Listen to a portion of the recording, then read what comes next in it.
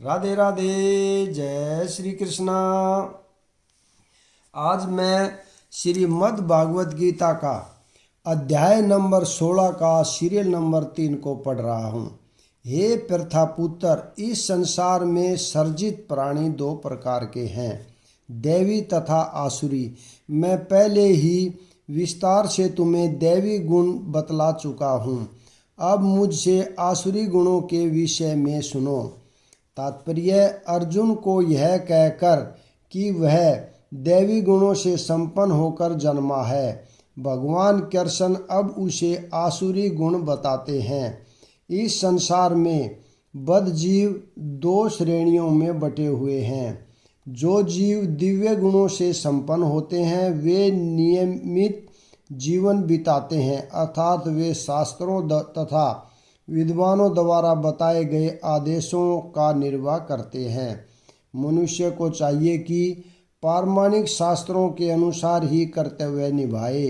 यह प्रकृति दैवी कहलाती है, जो शास्त्र विहित विधानों को नहीं मानता और अपनी सनक के अनुसार कार्य करता रहता है, वह आसुरी कहलाता है। शास्त्र के विधि विधानों के प्रति आज्ञा भाव ही एकमात्र कसौटी है, अन्य नहीं।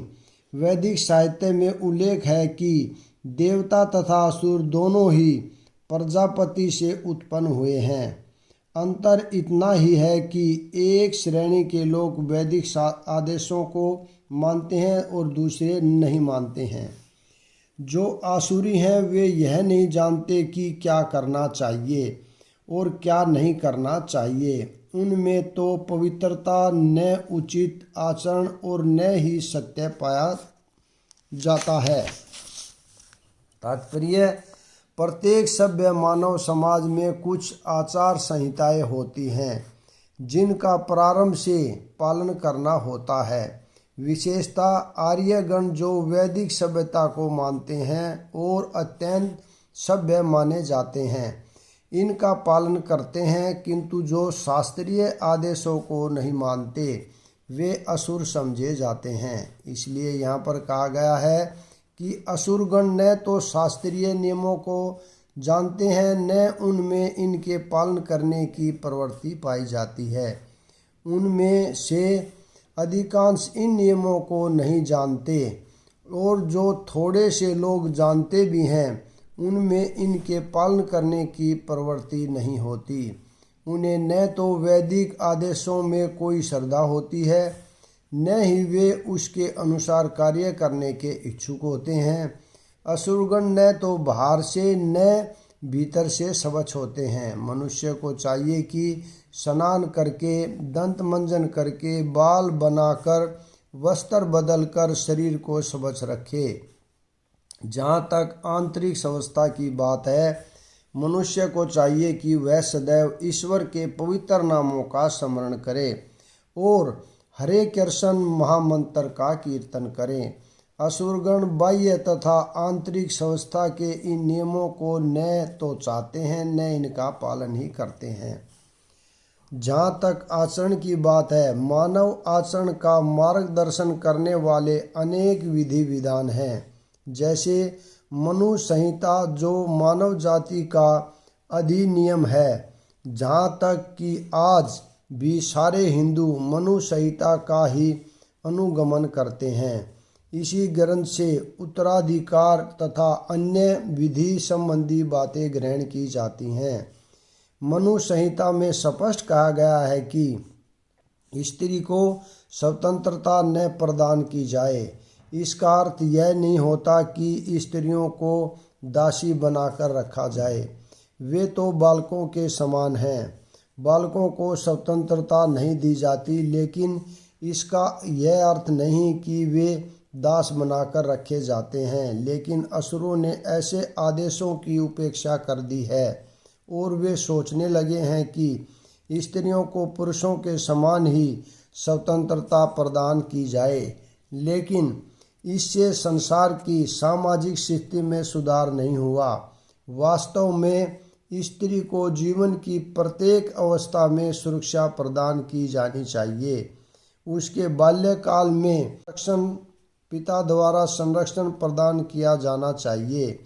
तारुण्य में पति द्वारा और बुढ़ापे में बड़े पुत्रों द्वारा मनु संहिता के अनुसार यही उचित सामाजिक आचरण है। लेकिन आधुनिक शिक्षा ने नारी जीवन का एक अतिरंजित अहंकारपूर्ण बोध उत्पन्न कर दिया है।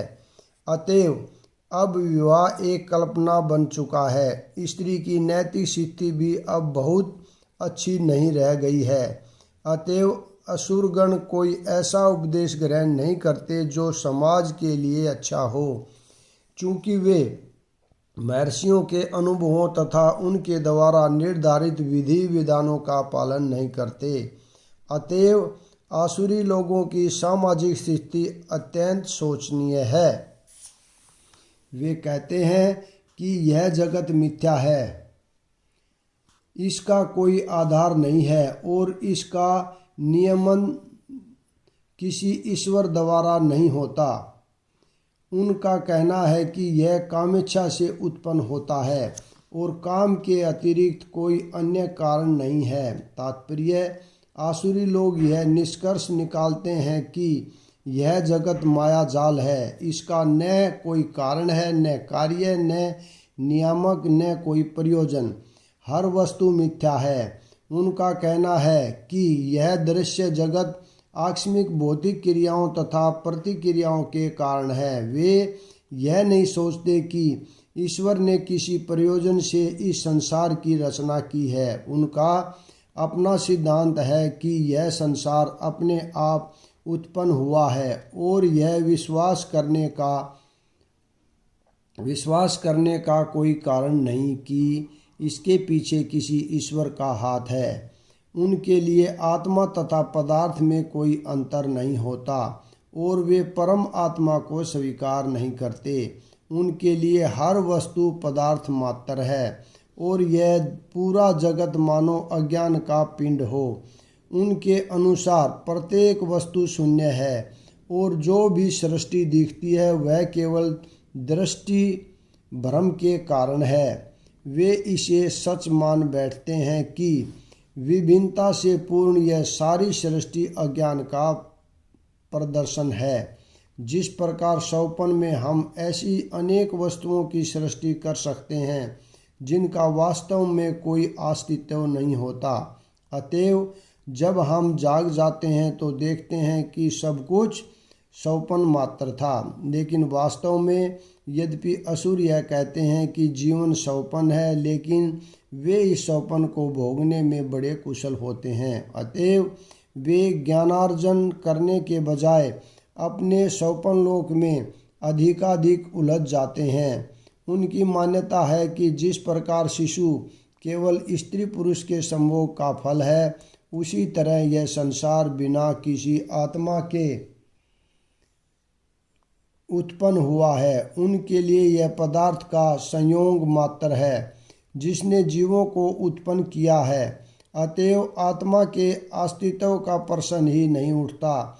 जिस प्रकार अनेक जीवित प्राणी अकारण पसीने ही से तथा मृत शरीर से उत्पन्न हो जाते हैं, उसी प्रकार यह सारा जीवन संसार दृश्य जगत के भौतिक संयोगों से प्रकट हुआ है। अतएव प्रकृति ही इस संसार की कारण स्वरूपा है, इसका कोई अन्य कारण नहीं है। वे भगवत गीता में कहे गए कृष्ण के इन वचनों को नहीं मानते।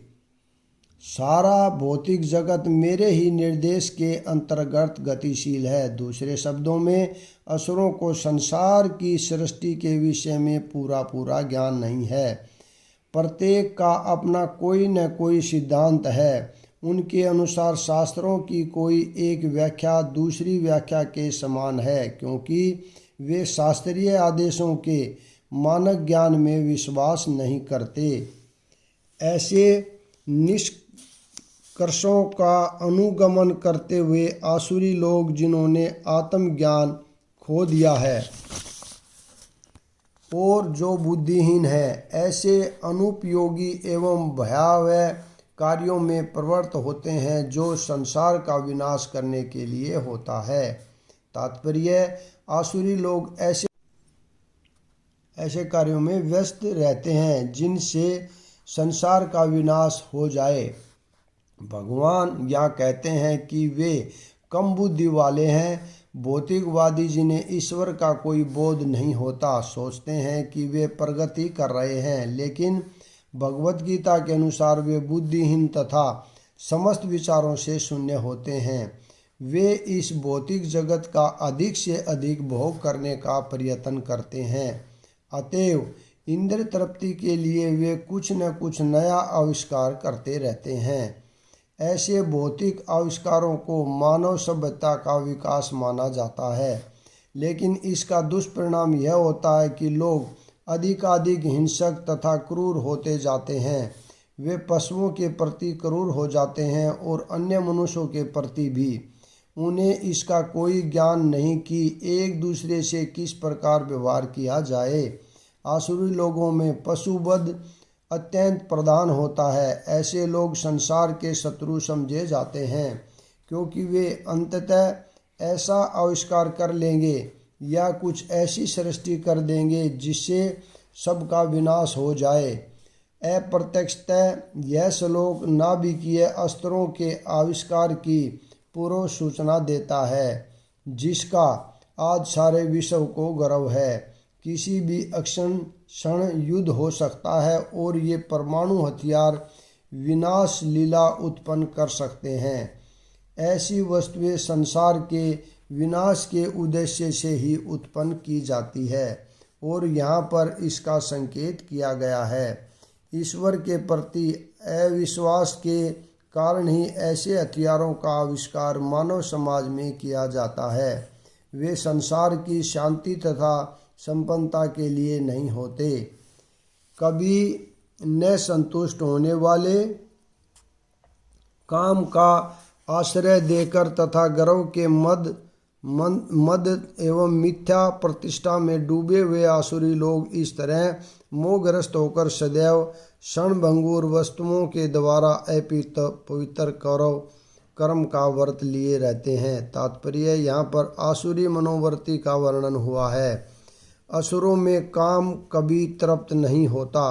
वे भौतिक भोग के लिए अपनी अतृप्त इच्छाएं बढ़ाते चले जाते हैं। यद्यपि वे क्षणभंगुर वस्तुओं को स्वीकार करने के कारण सदैव चिंता मगन रहते हैं, तो भी वे मोहवश ऐसे कार्य करते जाते हैं उन्हें कोई ज्ञान नहीं होता। अतएव वे यह नहीं कह पाते कि वे गलत दिशा में जा रहे हैं। क्षणभंगुर वस्तुओं को स्वीकार करने के कारण वे अपना निजी ईश्वर निर्माण कर लेते हैं, अपने निजी मंत्र बना लेते हैं और तदनुसार कीर्तन करते हैं। इसका फल यह होता है कि वे दो वस्तुओं की ओर अधिकाधिक आकर्षक होते हैं, काम भोग तथा संपत्ति संचय। इस प्रसंग में अशुचि व्रता शब्द अत्यंत महत्वपूर्ण है, जिसका अर्थ है अपवित्र व्रत। ऐसे आसुरी लोग मद, स्त्रियों, धूर्त, कीड़ा तथा मांसाहार के प्रति आसक्त होते हैं। ये ही उनकी अशुचि अर्थात अपवित्र आदतें हैं। दर्प तथा अहंकार से प्रेरित होकर वे ऐसे धार्मिक सिद्धांत बनाते हैं जिनकी अनुमति वैदिक आदेश नहीं देते। यद्यपि ऐसे आसुरी लोग अत्यंत निंदनीय होते हैं, लेकिन संसार में कृत्रिम साधनों से ऐसे लोगों को झूठा सम्मान दिया जाता है। यद्यपि वे नरक की ओर बढ़ते रहते हैं, लेकिन वे अपने को बहुत बड़ा मानते हैं। यहाँ पर मैं विराम देता हूँ। अगला भाग कल पढ़ेंगे। राधे राधे। जय श्री कृष्णा।